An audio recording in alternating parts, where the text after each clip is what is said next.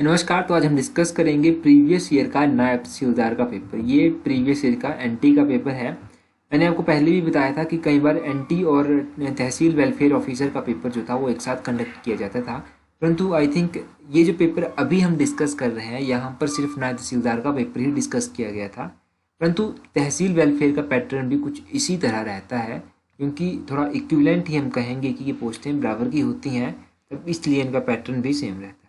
तो जो भी क्वेश्चंस हमारे पास दिए गए हैं उन सभी क्वेश्चंस को हम डिस्कस करेंगे और कोशिश करेंगे कि एक क्वेश्चन से हम कुछ और चीज़ें भी सीख पाएँ, क्योंकि आप लोगों का ये रहता है कि और भी चीज़ें हमें बताई जाएँ साथ में, तो यही कोशिश करेंगे कि डायरेक्टली हम आपको कुछ और चीज़ें भी बता पाएँ। पहला क्वेश्चन है, which mountain pass join Mandi and Kullu district of Himachal Pradesh. तो मंडी और कुल्लू के जो डिस्ट्रिक्ट्स हैं उनको कौन सा दर्रा जो है वो आपस में जोड़ता है। हिंदी में भी क्वेश्चंस हैं, थोड़ा जो क्वेश्चन हमें इंग्लिश में समझ नहीं आया उसको हम हिंदी के लिए स्विच कर जाएंगे, कोई दिक्कत वाली बात नहीं है। तो इस क्वेश्चन का ऑप्शन है दुलची दर्रा जो है वो सही आंसर है। दुलची दर्रा मंडी को कुल्लू से जोड़ता है। तो बाकी दर्रे जो ऑप्शन में दिए गए हैं उन दर्रों के बारे में भी जान लेते हैं। पादरी दर्रा जो है वो चंबा को जम्मू से जोड़ता है, और दराती दर्रा जो है वो चंबा को पांगी से जोड़ता है। और अगर बात करें इस तोड़ी दर्रे की, तो इसके बारे में इतनी इन्फॉर्मेशन तो मुझे नहीं मिली, परंतु एक तोड़ी दर्रा था, तोड़ा दर्रा था एक, वो दर्रा जो है वो जोड़ता है कांगड़ा को चंबा से। तो ये आप याद रखिएगा इन दर्रों के बारे में, बिल्कुल बेसिक सी इन्फॉर्मेशन है। नेक्स्ट क्वेश्चन है, around which century were rock temple of Masroor in Kangra district of Himachal Pradesh. तो ये जो रॉक का टेम्पल है ये कौन सी सेंचुरी में बने थे, ये आपसे यहाँ पर पूछा गया है। देखिए जो क्वेश्चन नंबर 2 है इसका ऑप्शन बी सही आंसर है। 7th और 8th सेंचुरी के ये मंदिर हैं, और ये मंदिर जो है नगारा आर्किटेक्ट स्टाइल में बना हुआ है। क्वेश्चन नंबर 3 की बात करें, क्वेश्चन नंबर 3 को हिंदी में ही देख लेते हैं। भारत सरकार ने हिमाचल के चंबा और सिरमौर जिले के शिक्षा के लिए क्षेत्र में पिछड़े खंडों के लिए 5 आदर्श विद्यालय स्वीकृत किए हैं, इनमें से कितने जो हैं वो चंबा में है। तो क्वेश्चन नंबर 3 की अगर बात करेंगे तो ऑप्शन डी सही आंसर है। यहाँ पर 4 जो है वो डिस्ट्रिक्ट चंबा में है। उस टाइम शायद ये न्यूज़ में रहा होगा तभी यहाँ पर पूछा गया है, परंतु एस्पिरेशनल डिस्ट्रिक्ट प्रोग्राम चलाया गया है, महत्वाकांक्षी जिला प्रोग्राम। इसमें जो है वो डिस्ट्रिक्ट चंबा को सिलेक्ट किया गया है। हिमाचल का ओनली डिस्ट्रिक्ट है डिस्ट्रिक्ट चंबा। ये क्वेश्चन आप यहाँ से याद रखिएगा। नेक्स्ट क्वेश्चन है, वाक्यांग लोक नृत्य हिमाचल प्रदेश के किस क्षेत्र से जुड़ा हुआ है। तो ये जो वाक्यांग लोक नृत्य है ये जुड़ा हुआ है किन्नौर से। ऑप्शन बी जो है वो सही आंसर है। बाकी कुछ और नृत्य भी हैं जो कि डिस्ट्रिक्ट किन्नौर के हैं, जैसे कि राक्षस नृत्य हो गया, छांब नृत्य हो गया, कयांग हो गया, बाख्यांग हो गया, ब्यांगचुकू हो गया, जात्रु हो गया, कयांग जात्रु कयांग हो गया, और जापरो हो गया। ये सभी नृत्य जो है वो किन्नौर से जुड़े हुए हैं। नेक्स्ट क्वेश्चन है, दरान घाटी शरण स्थल हिमाचल प्रदेश के किस कस्बे में स्थित है। दरान घाटी वाइल्ड लाइफ सेंचुरी की अगर बात करें तो इसके बारे में हमने अभी कल जो गिरिराज की पत्रिका डिस्कस की थी उसी में हमने जाना था। तो ये हिमाचल के कौन से कस्बे के समीप स्थित है। क्वेश्चन नंबर 5 का ऑप्शन सी सही आंसर। रामपुर बुशहर के समीप ये स्थित है। ये तो पता है कि ये डिस्ट्रिक्ट शिमला में है, परंतु जब यहाँ पर कस्बा पूछ लिया गया है, टाउन पूछ लिया गया है, तो रामपुर के समीप ये स्थित है। दरान घाटी के अलावा डिस्ट्रिक्ट शिमला की और वाइल्ड लाइफ सेंचुरी भी हैं, जैसे कि तालरा वाइल्ड लाइफ सेंचुरी। जो तालरा वाइल्ड लाइफ सेंचुरी है ये भी डिस्ट्रिक्ट शिमला में स्थित है। नेक्स्ट क्वेश्चन है क्वेश्चन नंबर 6, सुकेती जीवाश्म पार्क किस नदी तट पर स्थित है। सुकेती फॉसिल पार्क यहाँ पर पूछा गया है। पहले तो आप ये याद रखिए कि सुकेती फॉसिल पार्क है कहाँ पर। तो ये डिस्ट्रिक्ट सिरमौर में पड़ता है, और कौन सी नदी के किनारे स्थित है, तो ये नदी मारकंडा के किनारे स्थित है।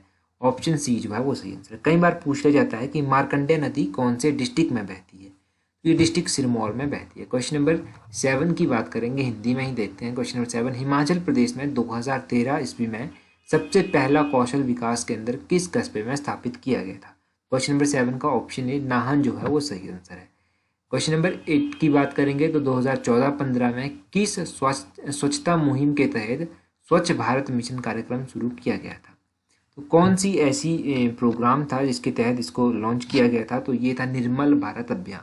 निर्मल भारत अभियान के तहत स्वच्छ भारत मिशन को जो था वो स्वच्छ भारत मिशन ग्रामीण को जो था वो स्टार्ट किया गया था। क्वेश्चन नंबर 9 है, हिमाचल के कुल क्षेत्रफल का लगभग कितना प्रतिशत लाहौल स्पीति जिले में पड़ता है। तो हिमाचल के ओवरऑल एरिया का 24.85%। ऑप्शन सी जो है वो सही आंसर है। ये जो है लाहौल स्पीति में पड़ता है। अगर बात करेंगे स्क्वायर किलोमीटर में, तो स्क्वायर किलोमीटर में ये कितना आता है, स्क्वायर किलोमीटर में ये आता है 13,835 स्क्वायर किलोमीटर। तो ये भी आप यहाँ से याद रखिए। बाकी सबसे बड़ा जिला है ये हिमाचल प्रदेश का, और सबसे छोटा जिला कौन सा है ये तो आपको पता है कि हमीरपुर है, परंतु हमीरपुर का एरिया कितना है ये आप कमेंट करके बताइएगा। क्वेश्चन नंबर नेक्स्ट देखते हैं। 10वां क्वेश्चन है हमारे पास। हिमाचल प्रदेश के मंडी जिले के करसोग क्षेत्र में स्थित शिकारी देवी मंदिर की समुद्र तल से ऊंचाई कितनी है। यहाँ पर क्या पूछा गया है कि जो शिकारी देवी मंदिर डिस्ट्रिक्ट मंडी में पड़ता है, डिस्ट्रिक्ट मंडी के करसोग क्षेत्र में ये पड़ता है एग्जैक्टली, और इसकी हाइट कितनी है। तो इसकी हाइट जो है क्वेश्चन नंबर 10 का ऑप्शन बी जो है वो सही आंसर है। 10,000 फीट पर यह स्थित है। अब शिकारी देवी मंदिर की बात करें तो यहाँ से कई बार क्वेश्चन पूछ लिया गया है एग्जाम में कि शिकारी देवी मंदिर जो है वो कौन से टाउन के समीप स्थित है। तो ये सुंदरनगर टाउन से नज़दीक पड़ता है, ये भी आप याद रखिएगा इस मंदिर के बारे में। क्वेश्चन नंबर नेक्स्ट देखते हैं 11 है। 1903 ईस्वी के आसपास बिलासपुर रियासत के किस राजा को रियासत से निर्वासित कर दिया गया था और वो बनारस में जाकर रहने लगा था। 1903 में बिलासपुर कैसे कौन से राजा जो थे वो बिलासपुर में जाकर रहने लगे थे। क्वेश्चन नंबर 11 का ऑप्शन डी विजय चंद जो है वो सही आंसर है। अगर विजय चंद की बात की जाए तो विजय चंद के द्वारा ही बिलासपुर का जो रंग महल है वो भी बनवाया गया था, तो ये भी आपको याद रखना है। क्वेश्चन नंबर 12 है।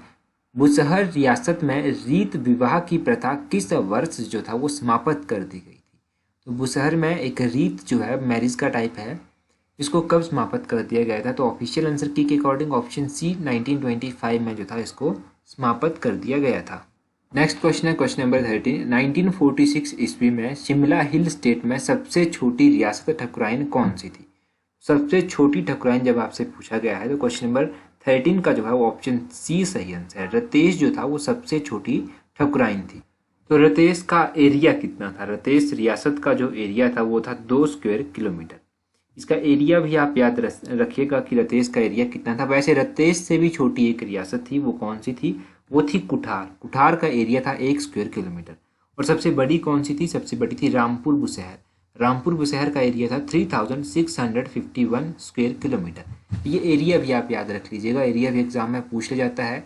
नेक्स्ट क्वेश्चन है। कुल्लू के किस राजा के शासनकाल में लाहौल को चंबा के राजा ने जीत लिया था। तो कुल्लू के राजा का कौन से ऐसे राजा थे जिनके शासनकाल में लाहौल को चंबा ने जो था वो जीत लिया था। क्वेश्चन बड़ा घुमा फिरा के पूछा गया है। तो क्वेश्चन नंबर 14 का ऑप्शन सी जो है वो सही आंसर है। रुद्रपाल का शासनकाल था जिस समय लाहौल को जो था वो चंबा के राजा ने जीत लिया था।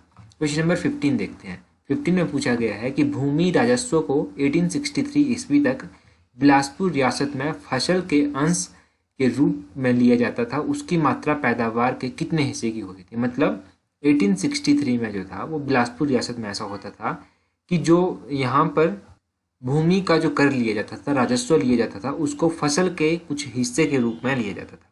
उसकी कितनी मात्रा इन्होंने रखी थी, उसकी मात्रा रखी थी पैदावार का जो भी तीसरा हिस्सा होगा वो जो है वो भूमि राजस्व के लिए देना पड़ेगा।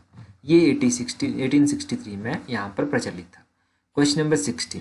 मंडी रियासत का कौन सा राजा ईश्वरी सेन की रखैल का बेटा था। पूछा गया है कि मंडी रियासत जो थी उसका ऐसा कौन सा राजा था जो कि ईश्वर सेन जो थे मंडी के राजा, उनकी रखैल का बेटा था। तो क्वेश्चन नंबर 16 का ऑप्शन बी बलवीर सेन जो है वो सही आंसर होगा। अब ये जो बलवीर सेन थे ये मंडी के राजा बने थे 1839 में। 1839 में जब ये मंडी के राजा बने थे उस समय जो था वो जनरल वेंचुरा जो कि एक फ्रांसिस था उसके द्वारा मंडी पर आक्रमण किया गया था, और जो मंडी का शहर था उसको और कमला फोर्ट इसके ऊपर जो था वो कब्जा कर लिया गया था। 1840 ईस्वी में बलवीर सेन जो था उसको कैद कर लिया गया और अमृतसर के गोविंदगढ़ किले में रखा गया। ये भी आप याद रखिएगा। बलवीर सेन की मृत्यु जो थी वो 1851 में हो गई थी। बलवीर सेन के बारे में कुछ इंपॉर्टेंट चीज़ें मैंने आपको बता दी, इनके बारे में याद रखिएगा। Question number 17। कुटलैहड़ रियासत का क्षेत्र जो कांगड़ा के राजा संसार चंद ने हथिया लिया था निम्नलिखित में से किसने वापस दिलवाया था।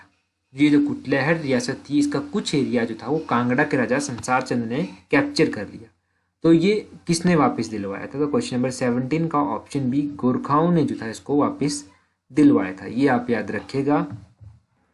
नेक्स्ट क्वेश्चन है क्वेश्चन नंबर 18। न्यायमूर्ति मेहर चंद महाजन हिमाचल प्रदेश के कांगड़ा जिले के किस क्षेत्र से संबंधित थे। तो मेहरचंद महाजन जो थे वो कहाँ से संबंध थे, ये जो था नगरोटा से संबंध रखते थे। ऑप्शन डी जो है इस क्वेश्चन का सही आंसर है। अब मेहरचंद महाजन की अगर बात की जाए तो ये चीफ जस्टिस रह चुके हैं। ये पहले ऐसे हिमाचली थे जो चीफ जस्टिस ऑफ इंडिया रह चुके हैं। ये भी आप याद रखिएगा। मेहरचंद महाजन के बारे में एक क्वेश्चन जो काफ़ी बार पूछा गया है वो है कि लुकिंग बैक जो है इनकी आत्मकथा का नाम है। पूछ लिया जाएगा आपसे कि लुकिंग बैक किसकी आत्मकथा का नाम है या फिर जस्टिस मेहरचंद महाजन की आत्मकथा का क्या नाम है। तो लुकिंग बैक इनकी आत्मकथा का नाम है। क्वेश्चन नंबर 19 है, ब्रिटिश सरकार ने सनद प्राप्त करने वाली अंतिम ठकुराई निम्नलिखित में से कौन सी थी। तो ऐसी कौन सी ठकुराइन थी जिसने ब्रिटिश सरकार से सबसे लास्ट में सनद प्राप्त की थी। तो क्वेश्चन नंबर 19 का जो है वो ऑप्शन डी सही आंसर है। थरोज जो है वो ये ठकुराइन थी जिसने सबसे लास्ट में जो था वो ब्रिटिश सरकार से सनद प्राप्त की थी। अब ये जो थरोज रियासत थी इसके बारे में आपको पता होना चाहिए। इसकी स्थापना जो थी वो किशन सिंह ने की थी, ये आप याद रखिए। जब 1815 में गोरखाओं का आक्रमण हुआ था तो ठाकुर करम सिंह थरोज के जो थे वो शासक थे। जब 15 अप्रैल 1948 का टाइम आया था तब थरोज को जो था वो चौपाल में मिला दिया गया था, चौपाल को महासू में मिला दिया गया था, ये तो आपको पता है। क्वेश्चन नंबर 20 है यहाँ पर, सिरमौर के राजा को 1815 ईस्वी में दी गई सनद के अनुसार निम्नलिखित में से कौन सा क्षेत्र उसे लौटा दिया गया था। सिरमौर के राजा को कब सनद दी गई, 1815 में दी गई, और कौन सा क्षेत्र जो था वो उसको लौटा दिया गया। तो क्वेश्चन नंबर 20 का जो है यहाँ पर इस क्वेश्चन को स्क्रैप कर दिया गया है। स्क्रैप करने का मतलब ये हुआ कि यहाँ पर जितने भी ये ऑप्शंस थी उन सभी को वेटेज जो था वो दिया गया था। क्वेश्चन नंबर 21 है, 2012 ईस्वी में चुनी गई हिमाचल प्रदेश विधानसभा में जनजातीय क्षेत्रों से चुने गए सदस्यों की संख्या कितनी थी। 2012 में इलेक्शन हुए थे तो उस समय हिमाचल प्रदेश में कितने ऐसे लोग जो थे वो जनजातीय क्षेत्र शेड्यूल्ड ट्राइब एरिया से जो थे वो चुने गए थे। तो क्वेश्चन नंबर 21 का ऑप्शन सी 3 सदस्य जो थे वो चुने गए थे। क्वेश्चन नंबर 22 है, 2014-15 में हिमाचल प्रदेश में औद्योगिक श्रमिकों के लिए उपभोक्ता मूल्य सूचकांक जो था वो कितना था। क्वेश्चन नंबर 22 का जो है वो ऑप्शन डी जो है वो सही आंसर है, 225 जो है वो सही आंसर है। क्वेश्चन नंबर 23 है, हिमाचल प्रदेश के हमीरपुर जिले में हिंदी के प्रसिद्ध लेखक यशपाल का पैतृक गांव कौन सा है। ये क्वेश्चन इंपॉर्टेंट है, कई बार पूछा जाता है कि यशपाल जो है वो कौन से डिस्ट्रिक्ट से संबंध रखते हैं। तो ये हमीरपुर से संबंध रखते हैं। अब हमीरपुर से संबंध रखते हैं, यहाँ पर एग्जैक्टली ही पूछ लिया गया है कि उनका पैतृक गांव कौन सा था। तो भूमपल गांव से ये संबंध रखते थे। ऑप्शन सी जो है वो सही आंसर है। क्वेश्चन नंबर 24 है, 1960 ईस्वी में किन्नौर जिले को गठित करने के लिए महासू जिले की चीनी तहसील के अलावा रामपुर तहसील के कितने गांव स्थानांतरित कर दिए गए थे। देखिए 1916 ईस्वी में किन्नौर जिले को गठित करने के लिए महासू जिले की चीनी तहसील के अलावा रामपुर तहसील के जो थे 14 ऐसे गांव थे जिन गांव को स्थानांतरित कर दिया गया था। क्वेश्चन नंबर 24 का ऑप्शन ए सही आंसर है। तो ये याद रखिएगा कि 1960 ईस्वी में किन्नौर जिले को गठित करने के लिए महासू जिले की चीनी तहसील से जो था वो 14 गांव स्थानांतरित किए गए थे। किन्नौर की स्थापना कब हुई ये आपको पता है, कमेंट करके बता दीजिए। बिलासपुर का विलय हिमाचल प्रदेश में कब हुआ, कमेंट करके बता दीजिए। तो ये सब आप कमेंट करके जल्दी से बताइए। नेक्स्ट क्वेश्चन देखते हैं। नेक्स्ट क्वेश्चन क्या है, who was the first speaker of Himachal Pradesh Vidhan Sabha in 1952। 1952 में हिमाचल विधानसभा के पहले जो स्पीकर थे वो कौन थे। क्वेश्चन नंबर 25 का जो है वो ऑप्शन डी जो है वो सही आंसर है। जयवंत राम जो थे वो हिमाचल विधानसभा के पहले स्पीकर थे, ये आप याद रखिए।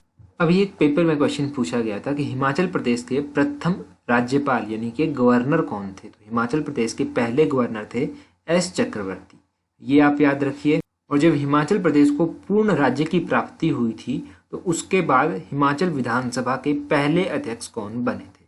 तो हिमाचल को पूर्ण राज्य की प्राप्ति के बाद जो पहले विधानसभा अध्यक्ष मिले थे वो थे देशराज महाजन।